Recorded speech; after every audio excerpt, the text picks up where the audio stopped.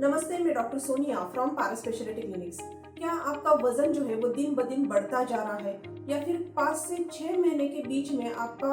वजन जो है वो अचानक से 7 या 8 किलो बढ़ चुका है, या फिर मैं बहुत सारे डाइट प्लान लेके थक चुकी हूँ, मैं एक्सरसाइज करके थक चुकी हूँ, मैंने बहुत सारे मेडिसिन ले चुके हैं लेकिन मेरा वेट लॉस जो है वो प्रॉपर तरीके से नहीं हो रहा है, या फिर मैंने कई सारे प्लान्स ट्राई किए, जब तक ये प्लान्स मैं लेती हूँ तब तक मेरा वेट जो है वो कम होता है, लेकिन उसके बाद जैसे मैं ये प्लान्स वगैरह जो है वो बंद करती हूँ मेरा वेट जो है वो फिर से बढ़ने लगता है।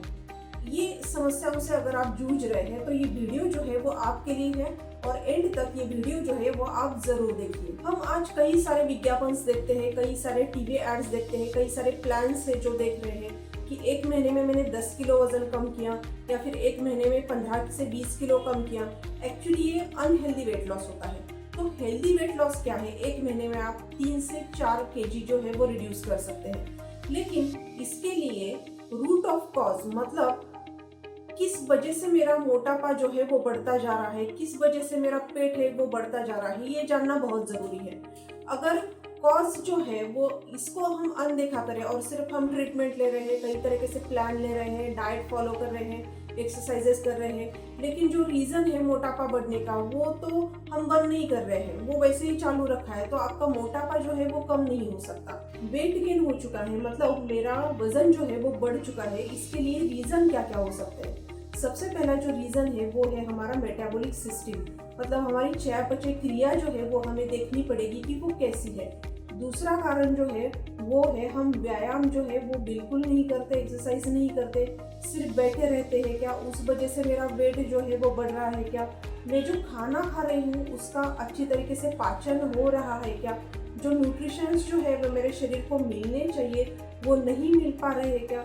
दूसरी बात जो अक्सर महिलाओं में देखी जाती है कि हार्मोनल इम्बैलेंस, मतलब थायराइड की वजह से या फिर किसी भी हार्मोनल चेंजेस की वजह से मोटापा बढ़ना, वजन बढ़ना। और भी महिलाओं में ये कारण देखे जाते हैं कि अक्सर आफ्टर डिलीवरी मतलब सिजेरियन सेक्शन होने के बाद भी वजन जो है वो धीरे धीरे बढ़ते जाता है और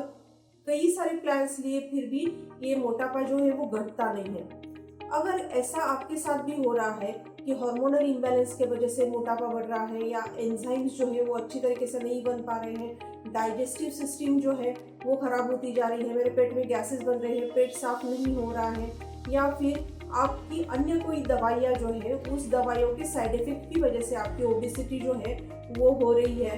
तो आपको सही निदान करके उपचार करना बहुत जरूरी है। मतलब ये सारे ध्यान में रखते हुए आपकी चिकित्सा की जाती है, जिसे बोलते हैं हम SRDP चिकित्सा, साइंटिफिक रिवर्सल डिटॉक्सिफिकेशन प्रोसेस। इस चिकित्सा में क्या करते हैं, जैसे कि हमने पहले कहा कि रूट कॉज रिमूवल,